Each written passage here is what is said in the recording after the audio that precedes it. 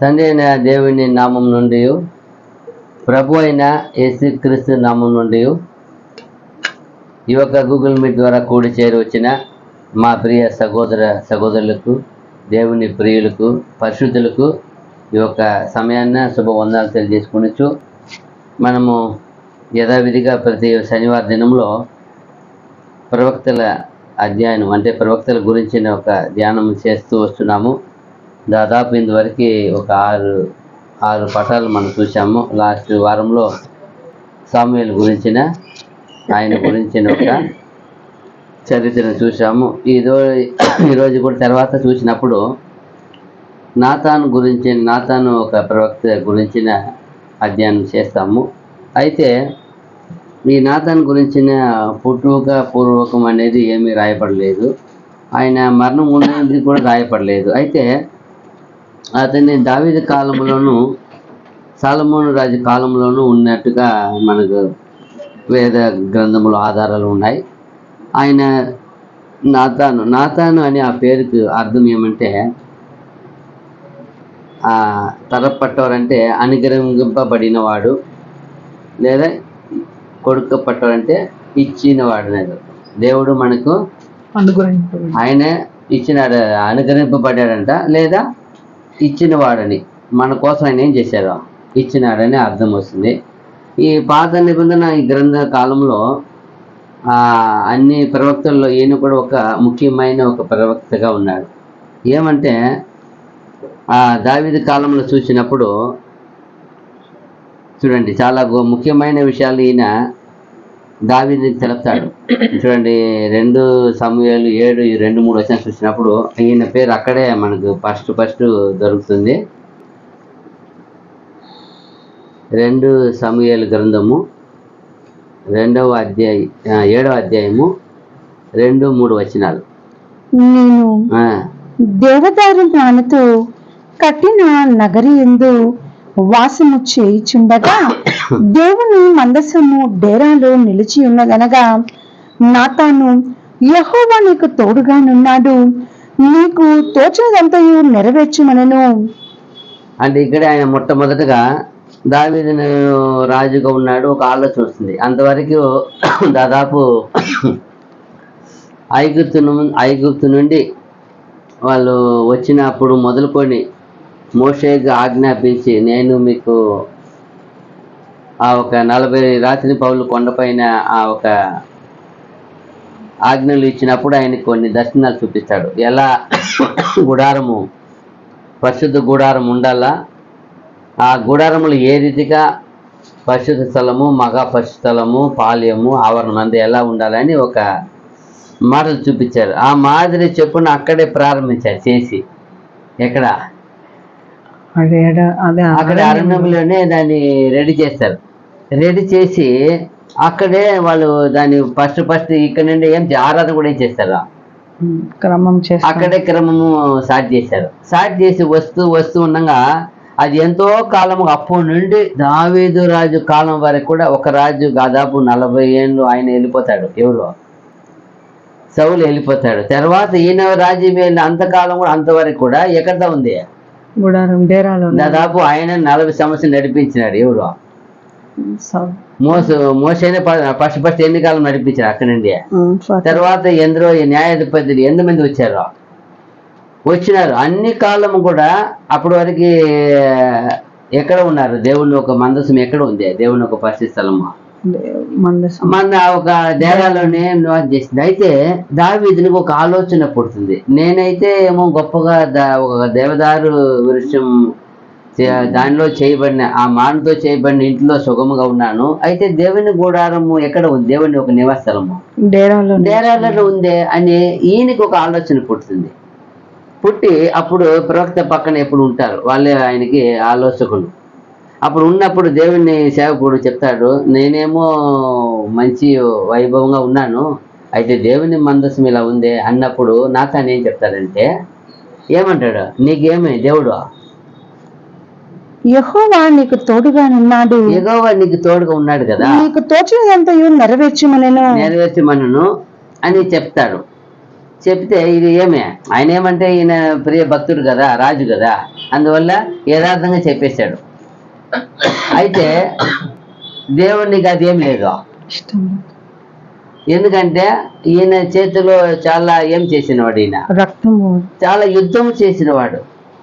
First ఆయన రాజు అభిషేకించిన అప్పటికే ఏమైపోయి ఎవరు ఏం చేశారు, ఆయన గొలియాతుని చూడండి. ఫస్ట్ వచ్చినప్పుడే ఆ దేశానికి ఒక ఇప్పుడు ఎవరంటే ఎవరు తెలియాలా, ఒక ఇంట్రడక్షన్ అంటారు, ఏమంటారా, ఒక పరిచయం. దేని ద్వారా పరిచయం అవుతారు చూసైనా, దావీదు పరిచయం అయ్యేదే.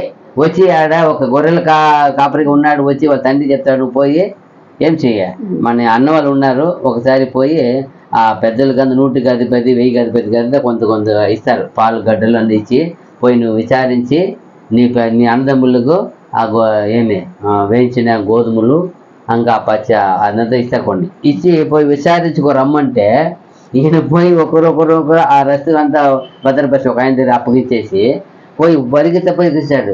ఏమి అంటే ఏమి ఇవ్వబడుతుంది, ఆయన గెలిస్తే ఏమి ఇవ్వబడుతుంది అడుగుతాడు. అప్పుడు చాలా అందరూ చెప్తా ఉంటే ఇది నెత్తుకొని పోయి, అవునా ఈ సున్నతి లేని వాడు ఇతరు మన దేవుడిని నిందిస్తుండగా మీరు ఊరికే ఉన్నారా, అన్ని రోజులుగా ఎవరికి పౌరుషం రాలా, ఈయనకి వచ్చి నేను వెళ్ళినప్పుడే రాజుని ఎత్తుకొని నిలబెట్టేస్తాడు. మరి ఈ అబ్బాయి యుద్ధం చేస్తారంట, అవునా ఎత్తుకొని పోయి పెట్టేసి, అయ్యో నువ్వు బాలుడుగా నువ్వు ఆడ యుద్ధం చేస్తావు, లేదు రాజా నేను వెళ్తాను. ఒక సమయంలో నేను గొర్రెలు కాస్తున్నప్పుడు ఎలుక బండి వచ్చింది, సింహం వచ్చింది, దేవుడు వాటిని నా చేతి వరకు ఏం చేశాను, వాడిని చీల్చేర పడేశాను, నేను నా గొర్రె పిల్లలు రక్షించుకున్నాను. అంతగా తోడు దేవుడు ఈ ఒక గోలియాతు నేను దేవుడి నామంలో ఏం చేస్తాను, వెళ్తా సరే నీ వెళ్ళు ఎగవ నీ తోడు చెప్పి ఆశ పంపిస్తాడు. అయితే ఏం చేస్తాడు, ఫస్ట్ దేవుని నామములో నేను వెళ్తాను. ఎవరి యుద్ధం ఇది, సైన్యములకి అధిపతి యెహోవా యుద్ధం చేస్తాడని చెప్పి దేవుని నామములు వెళ్ళి అంతో గొప్ప వీరుడైన గొలియాతుని సర్వసాధారణంగా ఏం చేస్తాడు, ఏం రాళ్ళంట దాన్ని వడిసెల రాళ్ళతోనే పండపెట్టి ఆయన కత్తి ఎత్తుకొని సంబంధించేస్తాడు. ఫస్ట్ ఇంట్రడక్షన్ ఇజ్రాయేల్కి ఎంత గొప్ప ఇంట్రడక్షన్ అయినా, అలాంటి యుద్ధం జరిపించిన వ్యక్తి కదా దేవుడు. ఈయనేమో దేవుడిని సేవకుడు చెప్తారు, నీకు దేవుడికి ప్రియుడు కదప్ప అంటాడు. అయితే ఆ దేవుడికి ఇష్టం లేదు అంటే ఏం చెప్తారు కింద, అప్పుడు నాతానికి ఒక దేవుడు ఇచ్చిన వాక్కు ఇస్తున్నాడు ఇప్పుడు ప్రవచనం. అయితే ఆ రాత్రి యెహోవా వాక్కు నాతానుకు ప్రత్యక్షమై సెలవిచ్చినదేమనగా, నీవు పోయి నా సేవకుడకు దావీదుతో ఇట్లనము, యెహోవా నీకు ఆజ్ఞాపించినదేమనగా, నాకు నివాసముగా ఒక మందిరమును కట్టింతువా, ఐగుప్తులో నుండి నేను ఇజ్రాయేలీయులను రప్పించిన నాటి నుండి నేటి వరకు మందిరములో నివసింపక డేరాలోను గుడారములోను నివసించుచు సంచరించి తిని. చాలు, ఇక్కడ ఏమా చెప్తాడు, అది చెప్తాడు దేవుడు. నేను నాటి నుండి ఎక్కడి నుండి ఐగుప్తుల నుండి వచ్చి అక్కడ ఏర్పాటు చేసిన మొదలుకొని నేటి వరకు నేను ఎక్కడ చేస్తున్నాను, మందిరం కాదప్పా, నేను డేరాలోనే నివాసం చేస్తున్నాను. ఇజ్రాయేల్ ఎన్ని జనాలు ఉన్నారు, ఎన్ని భక్తులు ఉన్నారు, ఎన్ని గొప్ప రాజులు వచ్చారు, ఎంత న్యాయాధిపతి వచ్చారు ఎవరికైనా. అయితే ఈయనకి దోచింది, అయితే నువ్వు నా కట్టుదువా అని చెప్పి ఏం చెప్తారు మళ్ళా, అట్లా వద్దు నీ సంతతి వారు ఏం చేస్తారు, నాకు నీ వద్దు నీ సంతతి ద్వారా నేను కడతా అని చెప్పి ఇంకొకటి చేస్తారు. ఇక్కడ గొప్ప విషయం ఏం చేస్తారంటే, ఆయన ఆ 12-13 వచ్చి ఏం చెప్తారు అక్కడ,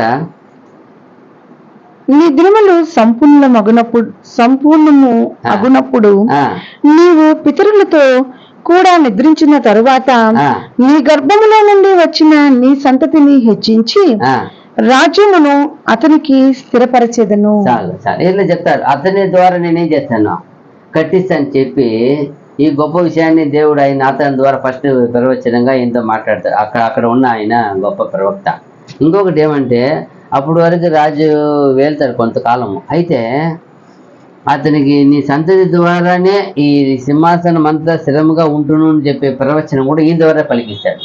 తర్వాత కింద 15-17 చదివితే అక్కడే, నిన్ను స్థాపించుటకై నేను కొట్టివేసిన సౌలునకు నా కృప దూరమైనట్లు అతనికి నా కృప దూరము చేయను. ఇప్పుడు సౌలునే నియమించుకున్నాను, యాక్చువల్లీ ఆయన సంతతి రావాలా, కాకపోతే అతను చేసిన పాపం వల్ల ఏం చేశాను, కొట్టివేసాను. అలా నిన్ను కొట్టివేయను, నీకేం చేస్తాను మళ్ళా కింద, నీ మట్టుకు నీ సంతానమును నీ రాజ్యమును నిత్యము స్థిరమగును, నీ సింహాసనము నిత్యము స్థిరపరచబడును అనెను. ఇక్కడ ఒక వాగ్దానం చేశాను నాతాన్ ద్వారా, ఈ ప్రవక్త ద్వారా. నీ సింహాసనం ఏం పడుతుందంట, స్థిరపరచబడుతుంది. నీ రాజ్యమును నిత్యము స్థిరమగును. ఏంది నీ రాజ్యము నిత్యము స్థిరముగా ఉంటుంది, నీ సింహాసనము నిత్యము స్థిరపరచబడును అనెను. 17 వరకా. తన కలిగిన దశమంతటిని బట్టి ఈ మాటలన్నిటిని చొప్పున నాతాను దావీదునకు వర్తమానము తెలియజెప్పెను. అంతే, దేవుడు ఏమంతా చెప్పాడో ఇక్కడ ఒక వాగ్దానం చేస్తున్నాడు. నీ సంతతికి నిరంతరం స్థిరముగా ఏం చేస్తాను, నీ సింహాసనాన్ని ఇస్తానని నేను వాగ్దానం చేశాడు. అప్పుడు అర్థమైపోయింది, ఓహో మన సంతతి వారికి అంతా ఇస్తాడా దేవుడు అని చాలా సంతోషపడతాడు. సంతోషపడి అక్కడి నుండి దేవుని కొరకు ఏమే గొప్ప విషయం చేస్తూ వస్తూ ఉంటాడు. అయితే కొంచెం వచ్చిన తర్వాత ఏం చేస్తాడంటే చూస్తే చూడు, 2 సమయాలు 12:1 నుండి ఇక్కడ ఒక పాపం చేస్తాడు. ఏమంటే రాజుకు వస్తాడు. అయితే దేవుడు ఏది ఇచ్చినా దాన్ని కరెక్ట్గా ఏం మాత్రము రాజుకు పోయి ఎలా చెప్పేది, హెచ్చరించేదాన్ని ఒక భయంలే. ఎంత గొప్ప సేవకుడు ఈయన ప్రవక్త అంటే నాతాను. యథార్థంగాను, నీతిగాను, న్యాయంగాను, సత్యంగాను కటాఖండితంగా నడుచుకునే వ్యక్తి. ఖండించేది కూడా దేవుడు ఎంతగా చెప్తాడో మంచిది, ఏదైనా ఖండితంగా చెప్తా ఖండించేది, ఏది మాత్రం ఏం చేసేది లేదు, వెనకడుగు వేసేది లేదు. కొందరు చూస్తాం ప్రవక్తలు మంచి మాటలు అందరి మాటలు అనుసరణగా ఉంది, నేను కూడా ఏం చెప్పమంటారా, వాళ్ళందరి ప్రవక్తలు చెప్పినట్లు నువ్వు కూడా ఏం చేయి, ఆయనకి అనుకూలంగా చెప్పబా అంటే అట్లాంటి ఇది కాదు. ఈయన నాతను చాలా చక్కగా తప్పు చేశాడు. తప్పు చేసిన దేవుని తెలియపరిచేసి ఇతను పోయి ఒక నాసుగా ఒక ఉపమాన రీతిగా చెప్తాడు. ఉపమాన రీతిగా చెప్పి అతనిలోని నీతి ఆయన దగ్గర న్యాయం విచారించినట్టు. ఆయన ఏమో రాజు కదా, పెద్ద న్యాయవంతుడు, అతని దగ్గర పోయి న్యాయం మరి అన్యాయం జరిగింది ఒకడుగో, నువ్వు న్యాయం చేయి రాజా అంటే ఆయన చాలా కోపం వస్తుంది. అప్పుడు అంటాడు ఒక మాట, ఏమంటాడు అక్కడ, కొంచెం నిదానంగా చదువుతాము. 2 సమయాలు 12 నుండి 1 నుండి 14 వరకు ఒక్కొక్క వచ్చింది. కావున యెహోవా నాతానును దావీదు వద్దకు పంపెను. దావీదు వద్దకు అన్ని విషయం చెప్పేశాడు, అన్ని ఆయన తెలియపరిచి పంపుతున్నాడు. నువ్వు పోయి ఏం చేయడానికి. అతడు వచ్చి దావీదుతో ఇట్లనెను, ఒకానొక పట్టణమందు 2 మనుష్యులు ఉండిరి, ఒకడు ఐశ్వర్యవంతుడు, ఒకడు దరిద్రుడు. ఐశ్వర్యవంతునికి విస్తారమైన గొడ్లను కలిగి ఉండెను. అయితే ఆ దరిద్రునికి తాను కొనుక్కొడిన ఒక చిన్న ఆడు గొర్రెపిల్ల తప్ప ఏమీ లేకపోయెను. వాడు దానిని పెంచుకొని చుండగా అది వాని యొద్దను వాని బిడ్డల యొద్దను ఉండి పెరిగి వాని చేతి ముద్దలు తినుచు వాని గిన్నెలోనిది త్రాగుచు వాని కౌగిట పండుకొనుచు వానికి కుమార్తెలనే ఉండెను. అట్లుండగా మార్గస్థుడొకడు ఐశ్వర్యవంతుని యొద్దకు వచ్చెను. అతడు తన యొద్దకు వచ్చిన మార్గస్థునికి ఆయుత్తము చేయుటకు తన గొర్రెలలో గాని గొడ్లలో గాని దేనిని ముట్టనల్లక ఆ దరిద్రుని గొర్రెపిల్లను పట్టుకుని తన యొద్దకు వచ్చిన వానికి ఆయుత్తము చేసెను. దావీదు ఈ మాట విని ఆ మనుష్యుని మీద బహుగా కోపించుకొని, యెహోవా జీవము తోడు, నిశ్చయముగా ఈ కార్యము చేసిన వాడు మరణపాత్రుడు, వాడు కనికరము లేక ఈ కార్యము చేసిన గనుక ఆ గొర్రె పిల్లకు ప్రతిగా 4 గొర్రె పిల్లల నియ్యవలనని నాతానుతో అనెను. చాలు, ఇక్కడ ఏం చెప్తారు చూడండి. అతను చేసిన పాపం, ఇప్పుడు మా రాజు ఘోరమైన పాపం చేశాడు. ఆ పాపాన్ని అతని నోట్లోనే తీర్పు రప్పిస్తున్నాడు. ఎలా తీర్పు రప్పిస్తున్నాడంటే ఇంట్లో నేరుగా పోయి ఖండించవచ్చు, దేవుడు ఇలా చెప్పారు పని. అయితే అతని ద్వారానే అతని మారు మనసు పొందాల. అతను ఏమి ఇంత విషయం నాతంత ఒక స్పెషల్ అంటే ఈ ఒక్క విషయంలో అయినా ప్రభుకు ఛాయగా ఉంటున్నాడు. ఎందుకంటే ప్రభు ఎలా మాట్లాడతాడు, ఉపమాన రీతిగా మాట్లాడు. ఈ నాతాన్ని కూడా చూసినప్పుడు గొప్ప విషయం ఇది. గొప్ప ఒక ఆ పాపాన్ని ఎత్తి ఆయన దగ్గరే వివరించి రాజు దగ్గరే, రాజు ఉగ్రం అయిపోతాడు. ఉగ్రం అయిపోయి అవునా ఇంత అన్యాయం చేసిన వాడు ఖచ్చితంగా మరణపాత్రుడు ఒకటి, తర్వాత ఏం చేయాలంట 4 గొర్రె పిల్లలు ఇవ్వాల అని చెప్పేస్తాడు. చెప్పినప్పుడు కింద సేవకుడు నాతాను ప్రవక్త ఏం చెప్తాడు చూడండి, ఏం చెప్తాడు, నాతాను దావీదును చూచి ఆ మనుషులు నీవే చెప్పేసినాడు. అబ్బా ఆ మనిషి ఏదే కాదప్పా, ఆ మనిషి నీవే అన్నప్పుడు ఇప్పుడు ఈ మనిషికి ఎలా ఉంటుంది, ఏదేది మన నోటి ద్వారా ఏం రప్పించినాడు. ఇప్పుడు తీర్పు ఎవరు చెప్పింది ఇందాక, దాని ఆ అన్యాయానికి తీర్పు ఎవరు చేయాలని చెప్పింది ఎవరు, రాజే చెప్పినాడు. ఇప్పుడు ఆ పాప ఎవరు, ఆ మరణ పాత్రుడు ఎవడు కాదప్ప నువ్వే అన్నప్పుడు ఏం చెప్తాడు కింద మళ్ళా, ఇశ్రాయేలీయుల దేవుడైన యెహోవా సెలవిచ్చినదేమనగా ఇశ్రాయేలీయుల మీద నేను నిన్ను రాజుగా పట్టాభిషేకము చేసి సౌలు చేతిలో నుండి నిన్ను విడిపించి. చూసారా ఎన్నిసార్లు, అదే ఆయన ఎప్పుడు ఎందుకబ్బా సౌలు చేతిలో ఆయన ఎన్నిసార్లు రాజు తరిమినా, రాజు సైన్యం తరిమినా, ఎవరు తరిమినా ఏం చేయబడలేదు, ఆయన చిక్కుకోలేదు. ఎవరు గొప్ప దావీదు గొప్ప సామర్థ్యం వ్యక్తినా, ఏం చెప్తాను దేవుడు, నేను నిన్నేం చేసినాను, సౌలు చేతిలో నుండి నిన్ను విడిపించి నీ యజమానుని నగరిని నీకు అనుగ్రహించి నీ యజమానుని స్త్రీలను నీ కౌగిట చేర్చి ఇశ్రాయేలు వారిని యూదా వారిని నీకు అప్పగించి తిని. ఇదంతా నువ్వు కాపాడమని, నీ అంతా పరిపాలించమని, న్యాయనీతిగా రాజ్యం చేయమని అప్పగిస్తే నేను తప్పించాను నేను ఎన్నోసార్లు ఆయన ఏం చేసి ఉంటాడో, ఎప్పుడో చంపాల్సిన వ్యక్తి నువ్వు. అయితే నేను తప్పించి దేశమును రాజ్యమును చేతికిస్తే నువ్వేం చేసావు, నా నమ్మనికి అవమానం తెప్పించావు. ఒక శత్రువు సైన్యములో ఏం చేసావు, ఒక ఆయన్ని ఏం చెప్పినాడు కింద, ఇది చాలదని నీవు అనుకునే ఎడలా నేను మరి ఎక్కువగా నీకు ఇచ్చి ఉందును. నీవు యెహోవా మాటను తృణీకరించి ఆయన దృష్టికి చెడుతనము చేసితివేమి, హిత్తీయుడగు ఊరియాను కత్తి చేత చంపించి అతని భార్యను నీకు భార్య అగున్నట్లుగా నీవు పట్టుకొని ఉన్నావు. అమ్మోనీయుల చేత నీవతని చంపించితివి కదా. నీవు నన్ను లక్ష్యము చేయక హిత్తీయుడగు ఊరియా భార్యను నీకు భార్య అగినట్లు తీసుకుని నందున నీ ఇంటి వారికి సదాకాలము యుద్ధము కలుగును. ఇక్కడ ఒక శాపం కూడా ఇస్తాడు ఈయనకి.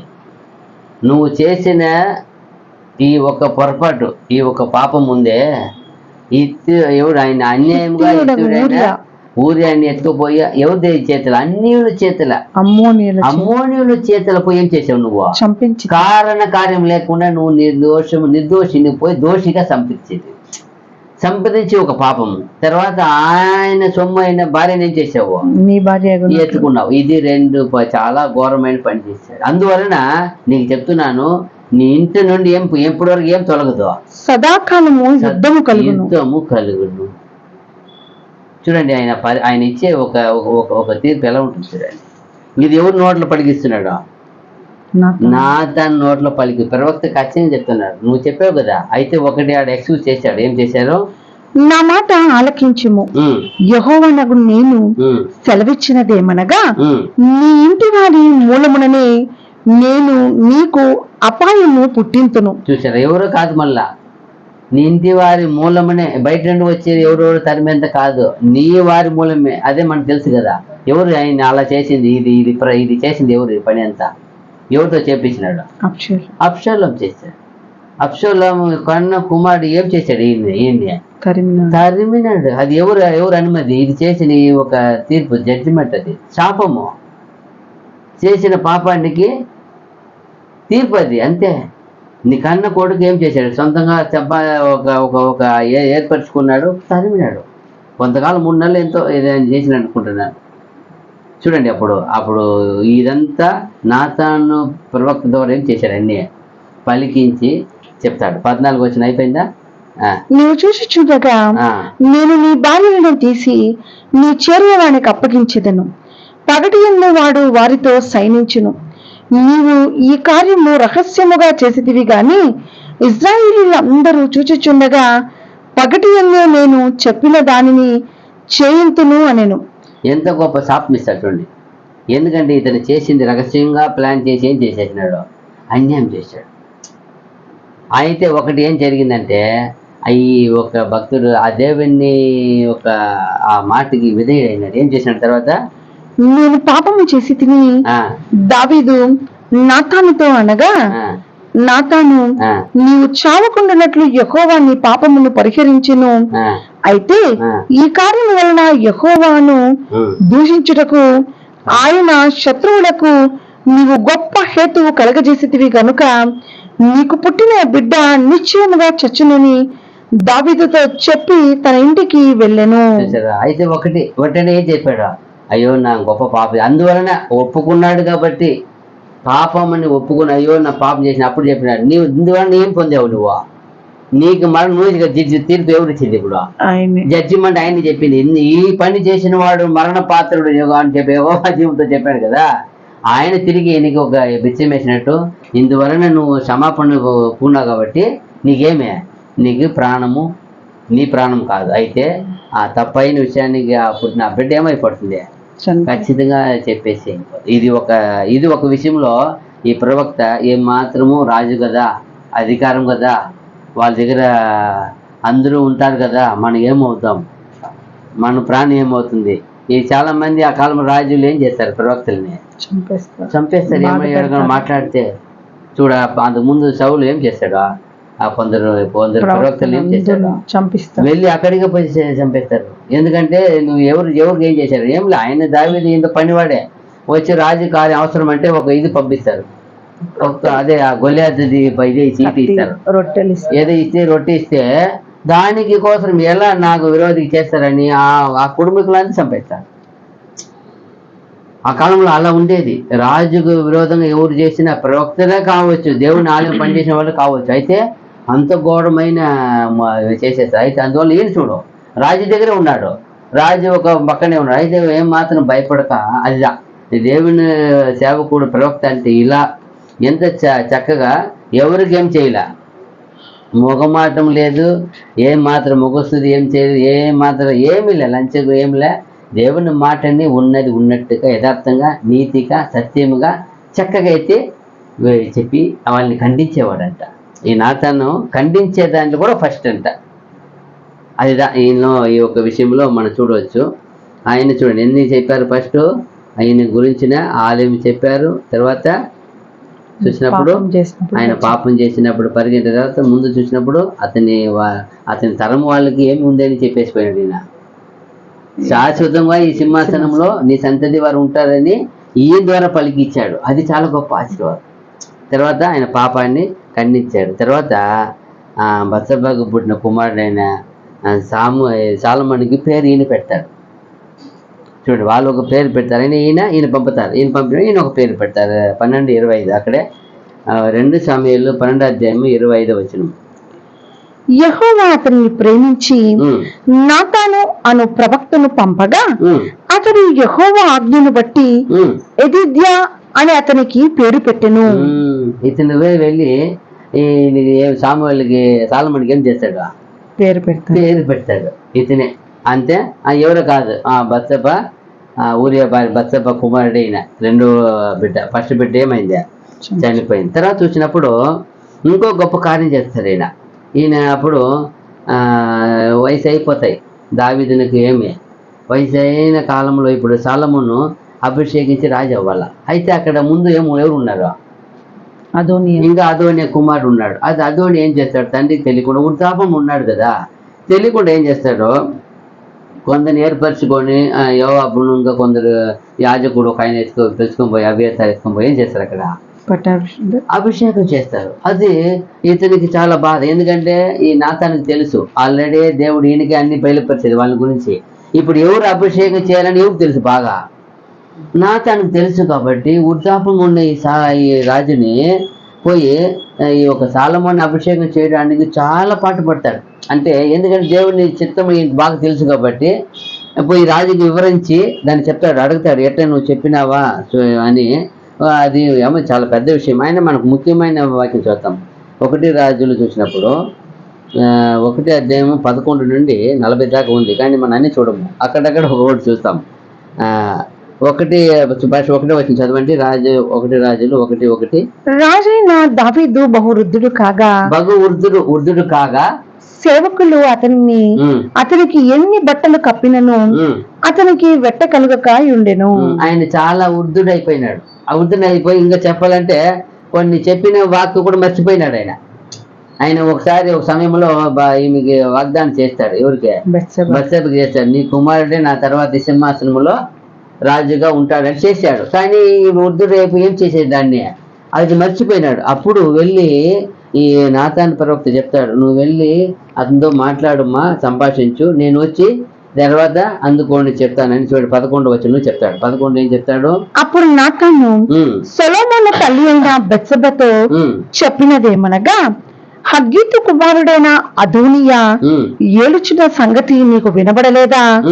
అయితే ఈ సంగతి మన ఏలిన వాడైన దావీదునకు తెలియకయే ఉన్నది. అంటే ఆయన వృద్ధుడైపోయినాడు. ఆయన ఎక్కడ ఏమి బయటికి రాక పరిస్థితుల్లో చాలా లోపల ఆయన ఏం చేయాలి, ఆయనకి ఏమి కలగలేదు, అక్కడికి బాడీ సౌకరించట్లేదు. ఆయన ఇదిగా పెట్టేస్తున్నారు. కానీ ఆయన విషయం పోలే. మామూలుగా రాజు అన్ని విషయం పోతుంది, ఈ విషయం పోలే. చూడమ్మా ఇలా జరుగుతా ఉంది, ఏమవుతారని చెప్పి అప్పుడు చెప్తాడు. ఏం చెప్తాడో మీరు కాబట్టి నీ ప్రాణమును నీ కుమారుడైన సొలొమోను ప్రాణమును రక్షించుకున్నటకై నేను నీకొక ఆలోచన చెప్పేదను వినుము. నీవు రాజైన దావీదు వద్దకు పోయి, నా ఏలినవాడా రాజా, అవశ్యముగా నీ కుమారుడైన సొలొమోను నా వెనుక ఏలువాడై నా సింహాసనము మీద ఆసీనుడగునని నీ సేవకురాలనైన నాకు నీవు ప్రమాణపూర్వకముగా సెలవిచ్చితివే, అదోనియా ఏలుచున్నట ఏమని అడగవలెను. చూడండి, ఒక గొప్ప దేవుని ఒక ప్రవక్తలు అంటే ఎంత బాగా చూడండి, రాజ్యమును ఎంత గొప్ప విషయం చేస్తారు తెలుసా. ఇప్పుడు అంత గొప్ప రాజ్యం, వెనకటి రాజ్యాన్ని కట్టడానికి ఎవరిని వాడుకుంటున్నాడు? ఆ రాజ్యంలో చెరకపోయి గొప్ప కార్యం ఉంది ఆ రాజ్యంలో, అది ఆయన తెలుసు బాగా, దేవుని ప్రవక్త. కాబట్టి అతను పోయి ఒక గొప్ప ఐడియా ఇస్తున్నాడు, నువ్వు పో, ఇలా చెయ్యి, ఇది మన రాజునికి ఏమికి ఉంది, తెలియక ఉంది, నువ్వు చెప్పు, నువ్వు చెప్తూ ఉండగా నేను వచ్చి ఏం చేస్తాను వెనకట అని చెప్తాడు. కింద రాజుతో నువ్వు మాట్లాడుచుండగా నేను నీ వెనుక లోపలికి వచ్చి నీవు విన్నవించిన మాటలను రూఢిపరచదునని చెప్పాను. నువ్వు వెళ్ళి మాట్లాడుమా అని చెప్పినప్పుడు వెళ్ళి ఆ తల్లి అలాగే మాట్లాడుతుంది. మాట్లాడినప్పుడు అక్కడ ఏం జరిగింది? 23-24లో అతడు రాజు సన్నిధికి వచ్చి నమస్కారము చేసి సాష్టాంగపడి, నా ఏలినవాడవైన రాజా, అదోనియా నీ తరువాత ఏలువాడై నీ సింహాసనం మీద కూర్చుండునని నీవు సెలవిచ్చితివా? ఏలనగా ఈ దినమున అతడు పోయి విస్తారమైన అడుగుతున్నాడు, రాజా నువ్వేమన్నా ఎప్పుడైనా వాగ్దానం ఏమైనా చేసేసినావా, సెలవిచ్చితివా అని ఒక ప్రశ్న వేస్తున్నాడు. అప్పుడు ఏమంటాడు ఆయన? ఏలనగా ఈ దినమున అతడు పోయి విస్తారమైన ఎడ్లను, క్రొవ్విన దూడలను, గొర్రెలను బలిగా అర్పించి రాజకుమారులందరినీ, సైన్యాధిపతులను, యాజకుడైన అబ్యాతారును పిలిపింపగా వారు వాని సముఖంలో అన్నపానములు పుచ్చుకొనుచు రాజు అయిన అదోనియా చిరంజీవి అగునుగాక అని పలుకుచున్నారు. ఇక్కడ చూసినప్పుడు అక్కడ ఒక గ్రూపును చేర్చుకున్నారు. దానికి ముఖ్యంగా రాజ అభిషేకం అవ్వాలంటే ఎవరు ఉండాలి? ఎప్పుడైనా ప్రవక్త, ఒక యాజకుడు ముఖ్యంగా ఉండాలి. యాజకుడు ఏం చేయాలి? అక్కడ అభిషేకించాల. అక్కడ అభియేతాన్ని ఏం చేశాడు? తర్వాత సైన్యాధిపతి ఉండాల. యోవాబుని ఏం చేసేసారు? చూడండి, కొందరు ఏం చేశారు? వాళ్ళు తట్టు లాగేశారు. అయితే కింద చెప్పినప్పుడు కొందరు ఏం చేయలేదంట, వాళ్ళ జోలికి వాళ్ళ ఇదికి పోలేదంట. అయితే నీ సేవకుడైన నన్నును, యాజకుడైన సాదోకును, యెహోయాదా కుమారుడైన బెనాయాను, నీ సేవకుడైన సొలొమోనును అతడు పిలిచిన వాడు కాడు. వీళ్ళేం చేయలేదు, ఎందుకంటే తెలుసు ఎవరెవరు పిలవకూడదని. అందుకప్పుడు ఎందుకంటే ఇది దేవుని ప్లాన్ ఉంది కదా, అందువల్ల అవి అడిగినప్పుడు అప్పుడు 33-34లో దావీదు చెప్తాడు. ఏం చెప్తాడు చూడండి, మీరేం చేయండి వెళ్ళి. యాజకుడైన 33 అంతటా రాజు, మీరు మీ ఏలినవాడనైనా నా సేవకులను పిలుచుకొని పోయి నా కుమారుడైన సొలొమోనును నా కంచెల గాడిద మీద ఎక్కించి గిహోనునకు తీసుకుని పోయి యాజకుడైన సాదోకును ప్రవక్త అయిన నాతానును అక్కడ ఇశ్రాయేలీయుల మీద రాజుగా అతనికి పట్టాభిషేకము చేసిన తరువాత మీరు బాకానాదము చేసి రాజైన సొలొమోను చిరంజీవి అగునుగాక అని ప్రకటన చేయవలెను. చూసారా, ఇక్కడ ఇప్పుడు దావీదుకు అన్ని గుర్తు చేస్తారు. ఆయన ఈయనంతా గుర్తు చేస్తారు. రాజా, నువ్వు ఇటు చెప్పినావా, నీ తర్వాత అదోనే రాజా ఏమని చెప్పినావా లేదా అన్నప్పుడు ఇలే అతంతా చేయలేదు పని నేను అని చెప్పి మీరేం చేయండి. ఇప్పుడు ఆయన తెలుసు కదా, ఇప్పుడు జ్ఞాపకం ఎత్తి వదలాలి చేసినప్పుడు. తర్వాత ఆయన మనం మర్చిపోయినామని మళ్ళీ ఎదిగి అన్ని విషయం చెప్తాడు. మీరు తీసుకొని రండి, ఆయన తీసుకొని రండి, యాజకుడు రండి, అందరు పిలిపించి ప్రవక్తని పిలిపించి వెళ్ళండి, నా గాడిద మీద ఎక్కించుకొని వెళ్ళి పలానా చోట వెళ్ళి ఆయన్ని ఏం చేయండి, అక్కడ పట్టాభిషేకం చేయండి. దీనికి ఇవంతా జరిగించడానికి కారణం ఎవరు? ఈ నాతాను ప్రవక్త. ఈరోజు ఆ సొలొమోను ఆ జ్ఞాని ఆ రాజ్యాన్ని ప్రారంభించింది ఎవరు అంటే ఈ దేవుడు ఈ నాతానికి ఇచ్చిన ఒక ఆశీర్వాదం. అతనికి ఇచ్చారు, నువ్వు పోయి చేయాలని. ఆయన చక్కగా వాటిని పోయి పిలిచి ఎవరు రావాలా, ఎవరు ఏం అడగాల, ఎవరు ఏం చెప్పాలి, నువ్వు పోయి రాజుతో ఏం చెప్పాలా, నువ్వు చెప్పినప్పుడు నేను ఎప్పుడు రావాలా, సరిగా వచ్చి అదే దేవుని ప్లాన్ అంటే ఎక్కడ చూడండి. ఆ దేవుని బిడ్డకి ఇచ్చే ప్లాన్ ఏమాత్రం ఏం చేయదు. అది ఏం చేయదు, నెవర్ ఫెయిలియర్ అవ్వదు. అది ఎప్పుడు కానీ ఏమైపోదు, ఓడిపోదు. అది చూడండి, ఒక దేవుని గొప్ప ప్రవక్త ఆయన కాలం అంతా దావీదునకు ఉన్నారు. దావీదునకు గొప్ప చెప్పినప్పుడు కింద చూసినప్పుడు చూడండి, మళ్ళా 38, 39, 43 లాస్ట్లో 3 వచనాలు. కాబట్టి యాజకుడైన సాదోకును ప్రవక్త అయిన నాతానును యెహోయాదా కుమారుడైన బెనాయాను కేరేతీయులను పేలేతీయులను రాజైన దావీదు కంచెల గాడిద మీద సొలొమోనును ఎక్కించి గిహోనునకు తీసుకుని రాగా యాజకుడైన సాదోకు గుడారంలో నుండి తైలపు కొమ్మును తెచ్చి సొలొమోనునకు పట్టాభిషేకము చేసెను. అప్పుడు వారు బాకా ఊదగా కూడిన జనులందరూ రాజైన సొలొమోను చిరంజీవి అగునుగాక అని కేకలు వేసిరి. మరియు ఆ జనులందరూ అతని వెంబడించి వచ్చి పిల్లల గ్రోవులను ఊదుచు వాటి నాదము చేత నేల బద్దలగునట్లు అత్యధికముగా సంతోషించిరి. నేల బద్దల సౌండ్ వచ్చిందట. అంత సౌండ్ ఎందుకు అలా వచ్చిందంటే ఆపోజిట్ లో రాజు అనుకుంటా కదా, వాళ్ళకి వినపడింది. ఆ సౌండ్ వినపడి ఏమైనారా చల్లా చెదిరిపోయిన. చూడండి ఆయన చెప్తారు కింద ఏం చెప్తారు. అదోనీయాను అతడు పిలిచిన వారందరూ విందులో ఉండగా విందు ముగియబోవు సమయమున ఆ చప్పుడు వారికి వినబడను. అంతే, ఆ చప్పుడు ఎవరికి వినపడాలి, అదే వాళ్ళకి. ఆపోజిట్ లో ఉండే పనికి ఏమి మీరు చేసేది మంచి పని కాదని హెచ్చరిక చేయడానికి ఆ శబ్దం అక్కడ వెళ్ళింది. వెళ్ళి ఇంకా ఒక ఆయన వెళ్తాడు, వెళ్ళి మొత్తం చెప్పేస్తాడు, లిస్ట్ అంతా చెప్పి ఇలా మీరు చేసింది చూడండి. ఇప్పుడు ఆయన్ని ఆ పట్టాభిషేకం చేశారు, మొత్తం ఊరంతా ఊరేగిస్తున్నారు. ఇప్పుడు భయం వచ్చింది. అది ఏమంటే ఈ విషయంలో ఈ మొత్తం దీనికి విషయం అంతా ఎవరు అంటే ఈ నాతాను ప్రవక్త. నాతాను ప్రవక్త ఎలా అంటే ఆయన దావీదునకును సొలొమోనుకు ఇద్దరికి మంచి ఒక ఆలోచన మనిషి అంట. దేవుని ఒక ఏమంటే నాతాను దావీదుకు ముఖ్య ఆలోచకుడుగాను దేవుని మాటను నిజాయితీగా వివరించే గొప్ప ఒక ప్రవక్తగాను, ఇంకా చెప్పాలంటే ఆయన ఒక నాతాను గురించి అదే ఆయన పుట్టు గురించి ఆయన మరణం గురించి గ్రంథంలో ఎక్కడ లెక్కింపలే ఆయన. అయితే ఆయన ఆ దేవుని ఒక యెరూషలేములో పుట్టి పెరిగిన వ్యక్తిగా ఉన్నాడు. తర్వాత సొలొమోను కాలంలో కూడా దేవుని ఒక వాక్యములను చక్కగా బయలుపరిచిన మంచి విశ్వాసం కలిగిన ప్రవక్త అంటే ఆయన.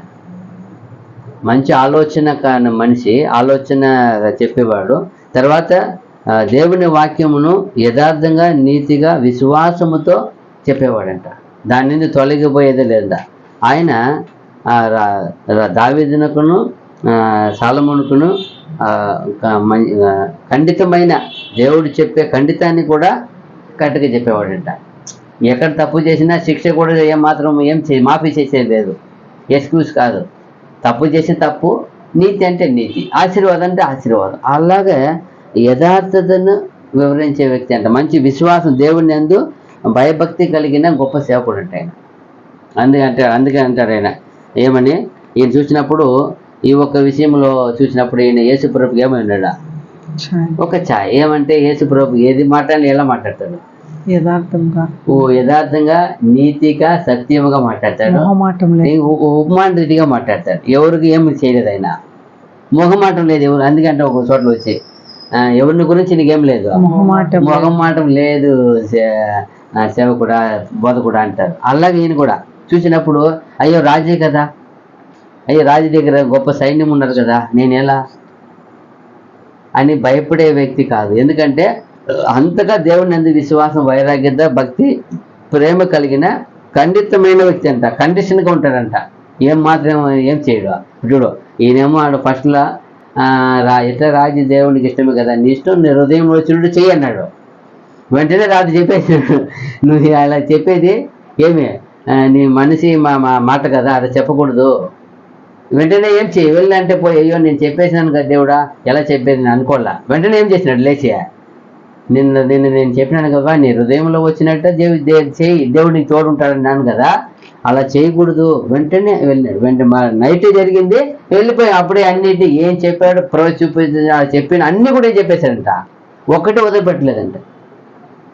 అదిదా ఇప్పుడు కొందరు ఏం చేస్తారు, అయ్యో మన మాట కదా, మనిషి మాట, మనమే ఏదో ఆవేశంతో మాట్లాడే మాట వేరు, దేవుణ్ణి ఆలోచన వేరు, దేవుణ్ణి ప్రవచన వేరు. అదిదా దేవుడు చూపించిన ప్రతి విషయాన్ని చక్కగా చెప్పేవాడంట అలాంటి ఒక వ్యక్తి. ఇంకా చెప్పాలంటే వీళ్ళ గురించి ఇప్పుడు మనకు ఎప్పుడు తెలియదు కదా, ఇది గ్రంథం ఎవరు రాస్తారప్ప, ఎవరు రాసేది. ఇప్పుడు సొలొమోను గురించిన విషయాన్ని, దావీదు గురించిన విషయాన్ని దేవుడు రాసి ఉంటారు అన్నప్పుడు ఆ పని అంటే ఈ ప్రవక్త పని, ఈ దేవుని సేవకుడు పని ఏమంటే చూడండి, 1 దినవృత్తాంతం 29 చూసినప్పుడు వాళ్ళని గురించి వీళ్ళంట, ఎందుకంటే దేవుడు వీళ్ళకి కదా ఎక్కువ బయలుపరిచేది, వీళ్ళంట రాసేది. రాజైన దావీదునకు జరిగిన వాటన్నిటిని గూర్చియు అతని రాజరికం అంతటిని గూర్చియు పరాక్రమమును గూర్చియు అతనికి ఇశ్రాయేలీయులకును దేశముల రాజ్యములన్నిటికి వచ్చిన కాలములను గూర్చియు దీర్ఘదర్శి సమూయేలు మాటలను బట్టియు ప్రవక్తయగు నాతాను మాటలను బట్టియు దీర్ఘదర్శి గాదు మాటలను బట్టియు వ్రాయబడి ఉన్నది. వాళ్ళు చేసిన గొప్ప పరాక్రమము, పెద్ద గొప్ప ఏమి ఘనమైన కార్యము, ఘనహీనమైన పాప కార్యము అన్నీ ఎవరు రాశారట. వాళ్ళకి జరిగింది యావత్తును ఉంది కదా అదా.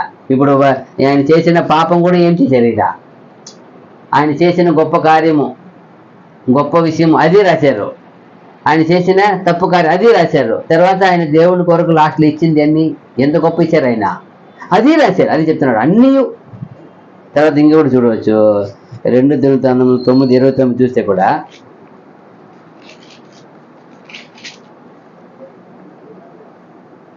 2 దినవృత్తాంతంలో 9:29 సొలొమోను చేసిన కార్యములన్నిటిని గూర్చి ప్రవక్త అయిన నాతాను రచించిన గ్రంథమందును. చూసారా, సొలొమోను కాలం వరకు ఎవరు ఉన్నారు, ఈయనే ఉన్నారు మొత్తము. వాళ్ళ తండ్రి దావీదు కాలం అంతా ఈయన రచించారు. తర్వాత సొలొమోను చేసిన అన్ని కూడా ఎవరు రచించారు, ప్రవక్త నాతాను రచించిన గ్రంథమునందు, ప్రవక్త రచించిన గ్రంథమందు శీలోనీయుడైన అహీయా రచించిన ప్రవచన గ్రంథమందును నెబాతు కుమారుడైన యెరోబామును గూర్చి దీర్ఘదర్శి అయిన ఇద్దోకు గ్రంథమందును రాయబడి ఉన్నది. చూడండి, ఆయన గురించి ఒక రాశారు, కానీ దావీదుని గురించి 2-3 రాశారు. ఈయన గురించి సొలొమోను గురించి ఎవరు రాశారు, నాతాను గ్రంథంలో లెక్కించి. అది ఇక విషయం అంటే ఆ కాలంలో ప్రవక్త దేవుని సేవకులు ఏం పని అంటే, దేవుడు వాళ్ళని గురించి ఏం చేయమన్నారు, ఏం చేశారు మొత్తాన్ని లెక్కించి పెట్టారు. లేకపోతే మనకేలా వచ్చేది, లెక్కించి అదే అన్ని రైటింగ్ చేశారు, రాసి ఉంచారు రాత. ఈరోజు అది ఎంత గొప్ప సేవకుడు ఈయన. మనం ఏమో వాళ్ళకి ఏమో దేవుడు ఎప్పుడు బాగా ఉండవచ్చు కదా, దేవుని సేవ అంటే దేవుని విషయం జరిగే ప్రతి ఒక్క విషయం ఏమి ఎక్కువ రాకూడదు, లేనట్టుది రాకూడదు, ఉన్నట్టుది వదిలివేయకూడదు. ఏదైనా ఒకటే పని ఏమవుతుంది, మిస్టేక్ అయిపోతాయి కదా. మిస్టేక్ అయిపోతే దేవుడు ఒప్పుకునేది లేదు. అందుకంటాడు మీకు ఒకటి దీన్ని చేర్చకూడదు, ఒకటి తీయకూడదు. అక్కడ మోసే చేసినప్పుడు ఒక కార్యం మిస్టేక్ అయింది, ఒప్పుకున్నారా?